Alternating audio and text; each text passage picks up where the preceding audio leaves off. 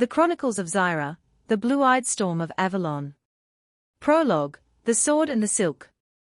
In the mortal city of Bithoor, Zaira Begum was a walking contradiction. At 18, her ivory skin and cascading brown hair made her the subject of every poet's verse. But while others saw a jewel, her mentor, the fierce Tatya Tope, saw a blade. Under the silver moon, he taught her that a sword is only as sharp as the mind behind it. Little did she know, her skill with the steel was a preparation for a war between the stars of the Tao system. The call of the prophet's prophecy. In the Zayran Desert of Avalon, the sky turned a bruised purple. The Serpent Queen Samira, a high-ranking lieutenant of Dajjal, had poisoned Prince Arman with a soul-rot curse. The prince lay in the Great City of Al-Jabal, his life force fading like a dying ember. The elders looked to the heavens and recalled the prophecy of the Blue-Eyed Maiden, the one whose heart would be a mu'jiza miracle in human form. The 7 Trials, a journey of the spirit. 1. The sands of Tatnan, the trial of ego. Zaira arrived in the burning desert. The sand spirits, massive and terrifying, offered her a deal: give us your beauty, and we will give you the map. Zaira looked at her reflection in a polished shield and then at the suffering of the distant kingdom. She knelt and began to cut her silk robes to bandage a wounded desert creature. My beauty is a gift, but my kindness is my choice, she declared. The spirits dissolved into golden dust, revealing the first path. 2. The boreas blizzard, the trial of wool on the icy peaks. The snow goddess blew a wind that froze the very breath in Zaira's lungs. Turn back, mortal, the goddess whispered. Zaira, her sapphire eyes turning crystal blue from the cold, kept walking until her feet bled. She didn't walk for herself, she walked because she carried the hope of 1,000 mothers. The goddess, moved by such selflessness, wrapped Zaira in a cloak of starlight.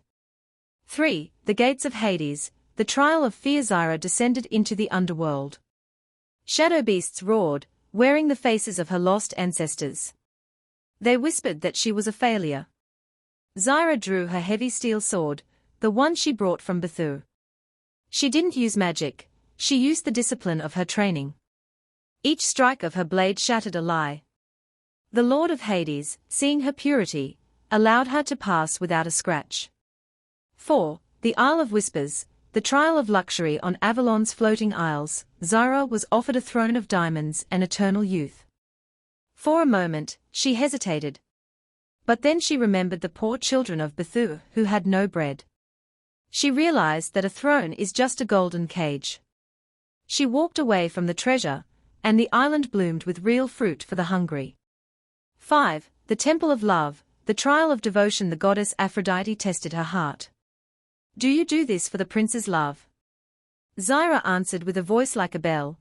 I do this for the love of the Creator and the protection of the innocent. Aphrodite bowed, for she had never seen a love so wide and unselfish. 6. The Mirror Caverns, the trial of truth. Zaira faced herself. The mirrors showed her a version of herself that was a cruel empress, ruling Avalon with an iron fist. Zaira looked deep into the mirror. Zaira's eyes and said, I forgive you for your pride. The mirrors shattered. The truth was out, Zaira was her own master.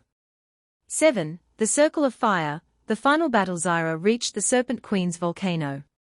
Samira transformed into a titan of scales and fire, screaming, I will make you the most beautiful corpse in the Tao system. Zaira didn't flinch. She combined the mu'jizat of Zayran with the swordplay of Bithoor. With a cry that echoed across the planet, she struck the heart of the fire. The curse broke. The red skies of Dajjal retreated. The Great Refusal. Prince Arman, restored to health, offered Zaira his kingdom and his hand. The world expected a wedding. But Zaira, standing on the balcony of Al-Jabal, looked out at the vast horizon of Avalon. A bird does not fly across 7 worlds just to return to a cage, she said gently. She left the palace, returning to the people. She became the warrior saint of Avalon, a woman who belonged to no man, but to the truth itself.